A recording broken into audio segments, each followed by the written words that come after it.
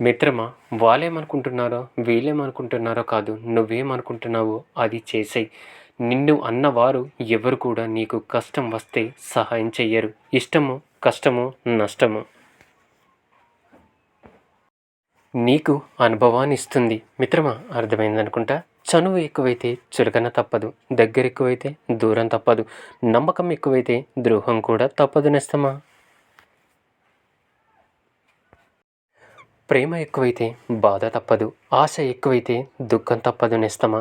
ఒకటి గుర్తుంచుకో మిత్రమా, పైకి గర్వంగా ఈడ్చి కొట్టినట్టు మాట్లాడే వాళ్ళు టెంకాయ లాంటి వాళ్ళు. బయటికి గట్టిగా ఉన్న లోపల చాలా స్వీట్‌గా, సాఫ్ట్‌గా ఉంటారు. సైలెంట్‌గా ఉండేవాళ్ళు చాలా జాగ్రత్త మిత్రమా. ఎందుకంటే అలాంటి వాళ్ళతో చాలా జాగ్రత్తగా ఉండాలి. జీవితం ఎలాంటిది అంటే మిత్రమా, అర్థం కాని వయసులో ఆనందాన్ని ఇస్తుంది. అర్థమయ్యే వయసులో కన్నీళ్ళని తెప్పిస్తుంది. మన జీవితంలో మనల్ని నమ్మిన వాళ్ళని ఎప్పుడు కూడా మోసం చేయాలని చూడరాదు మిత్రమా. ఎందుకంటే నమ్మకం ప్రాణం లాంటిది. ఒక్కసారి పోతే మళ్ళీ తిరిగి రాదు.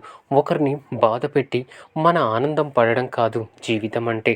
మనం బాధలో ఉన్నా కూడా ఇంకొకరిని సంతోషపెట్టడమే నిజమైన జీవితం మిత్రమా.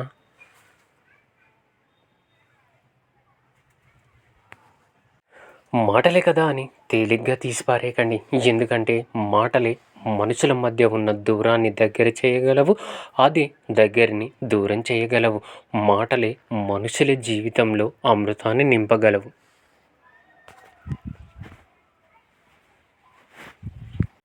విషాన్ని చిమ్మగలవు. అందుకే మాట చాలా జాగ్రత్త మిత్రమా. జీవితం గమ్యం, స్వప్నం, కష్టం, శ్రమ, గెలుపు, ఓటమి అన్నీ మనవే. పడితే లేవాల్సింది మనమే. బాధ, గాయాన్ని దిగమింగాల్సింది మనమే. ధైర్యం చెప్పుకోవాల్సింది మనమే. ఇతరులు కేవలం చూద్దాం చూస్తారు అంతే మిత్రమా. వీలుంటే ఎగతాళి చేస్తారు. కాబట్టి ఎవరిని పట్టించుకోవద్దు. అన్నీ గమనిస్తూ ముందుకు సాగిపోవాలి నేస్తమా.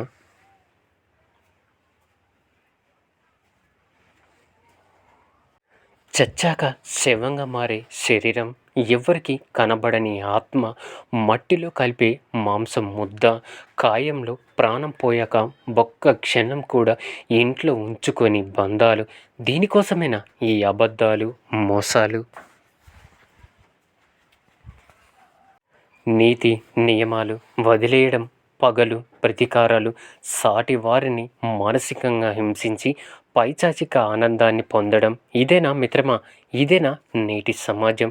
విద్య నేర్చుకున్నాక గురువుని మర్చిపోకు నేస్తమా. ధనం వచ్చాక మిత్రుల్ని మర్చిపోకు. భార్య వచ్చాక కన్నవారిని మర్చిపోకు. గౌరవం వచ్చాక గతాన్ని మర్చిపోకు. అవసరం తీరాక సహాయం చేసిన వారిని మర్చిపోవద్దు నేస్తమా. ఈ విషయాన్ని గుర్తుంచుకో మిత్రమా. రాపిడి లేనిదే వజ్రాలు మెరవవు. నిప్పుతో కాల్చనిదే బంగారం శుద్ధి కాదు. కష్టాలు ఎదుర్కొనేదే మంచితనం రాణించదు నేస్తమా. సమస్యలు మానసిక బాధను పెంచుతాయి. కాబట్టి మనిషికి మంచితనం ఉండడం ఎంతో ముఖ్యం. ఏ మనిషికైనా గొప్ప పేరు తెచ్చేది, ఎక్కడైనా రాణించడానికి తోడ్పడేది మంచి గుణం మాత్రమే నేస్తమా. పుట్టుక ఎక్కడో, చావు ఎక్కడో, బ్రతుకు ప్రయాణం ఇంకా ఎక్కడో. అయితే పయనించే దారిలో దొరికే స్నేహం, విశ్వాసం, ప్రేమ మాత్రం మనసుకి చాలా దగ్గరవుతూ ఉంటాయి. ఆ దగ్గరైన బంధాలు శాశ్వతంగా మన గుండె మూలలలో తుది శ్వాస వరకు జ్ఞాపకాల పొరల్లో నిలిచిపోతాయి నేస్తమా. మన ఆలోచన విధానాన్ని బట్టి మంచి, చెడు ఆధారపడి ఉంటాయి. మూడో వ్యక్తి మాటలను ఎప్పుడైతే నమ్ముతామో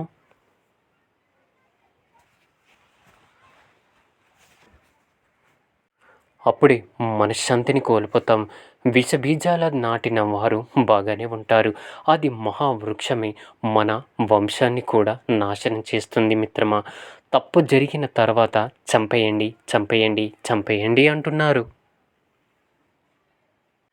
కానీ అసలు ఆ తప్పే జరగకుండా సమాజంలో ప్రతి ఒక్కరు కూడా తమ తమ బాధ్యతలను తాము నిర్వహిస్తున్నారా? అసలు స్వీకరిస్తున్నారా? పక్కవాడు ఏమైపోతే నాకెందుకు? ఏం చేస్తే నాకెందుకు? అని ప్రతి ఒక్కరు స్వార్థంతో ఆలోచిస్తున్నారే తప్ప రేపు నీ వద్దకు వచ్చినప్పుడు కూడా నీకు చెయ్యి అందించడానికి ఎవరు వస్తారు? ఒక్కసారి ఆలోచించు మిత్రమా. తప్పు జరిగిన తర్వాత శిక్షలు వేసుకోవడం కాదు, అసలు తప్పే జరగకుండా చూసుకునేంత మార్పు ఎందుకు తేలేకపోతున్నాము? ప్రతి ఒక్కరూ మంచి మార్గాన్ని కలిసికట్టుగా సానుకూల ప్రభావాన్ని ప్రతి ఒక్కరి మనస్సులో పిల్లలపై, విద్యార్థులపై, తల్లిదండ్రులు, గురువులు, సమాజంలో బాధ్యత గల ప్రతి పౌరుడు చూసుకున్నప్పుడు ఎందుకు తప్పు జరుగుతుంది? ఒక్కసారి ఆలోచించు మిత్రమా. నీ జీవితం గురించి లెక్క చేయకుండా నీ హృదయాన్ని, నీ ప్రేమని ఎదుటివారికి చూపిస్తే నాతో ఏదో అవసరం ఉంది కావచ్చు అని అనుకునే సమాజంలో బ్రతుకుతున్నాం నేస్తమా.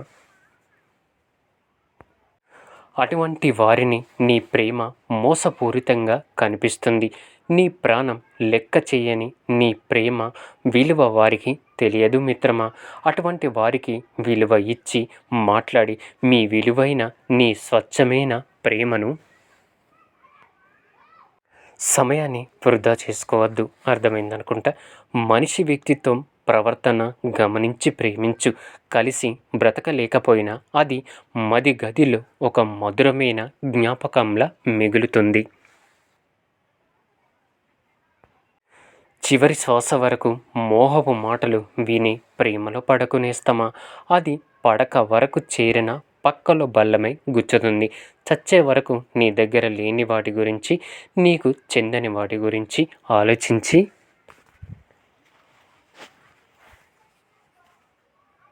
నీ దగ్గర ఉన్న వాటి విలువలను నువ్వు కోల్పోకునేస్తమ్మా. మార్పు అనేది నీ దగ్గర ఉన్న వాటితో కాదు, నీ ఆలోచన విధానంలో మొదలవ్వాలి. నమ్మకం అంటే నిలుచున్న చోటే ఉండాలి నేస్తమా.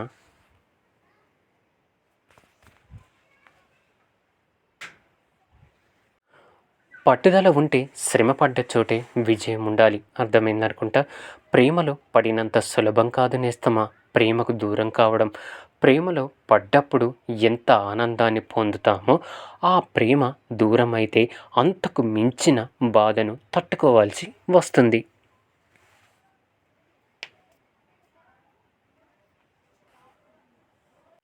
మనల్ని అర్థం చేసుకునే వారికి మన రూపంతో అవసరం లేదు, మన మనసుతో పని కదా. మనల్ని బాధపెట్టే వారికి మన మనసుతో అవసరం లేదు, వారి అవసరంతోనే పని.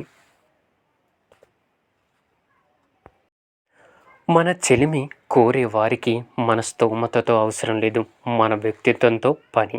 మనల్ని దూరం పెట్టే వారికి మన ఫీలింగ్స్తో అవసరం లేదు, వారి స్వార్థంతోనే పని నేస్తమా.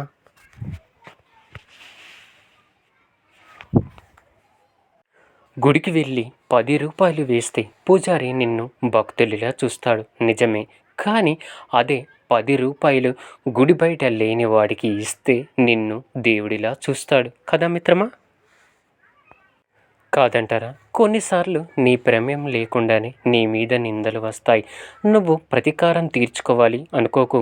ఎందుకంటే ఆ సమయంలో భగవంతుడు నీ ఓర్పు, నీ సహనం గమనిస్తున్నాడని తెలుసుకొనేస్తమా. మిత్రమా, ఒక పెళ్ళైన ఆడది పరాయి మగాడి వైపు చూస్తుంది అంటే ఆమె తన భర్తను అతనితో పోల్చుకుంటుంది అని అర్థం. అంటే ఆమె తన భర్త కన్నా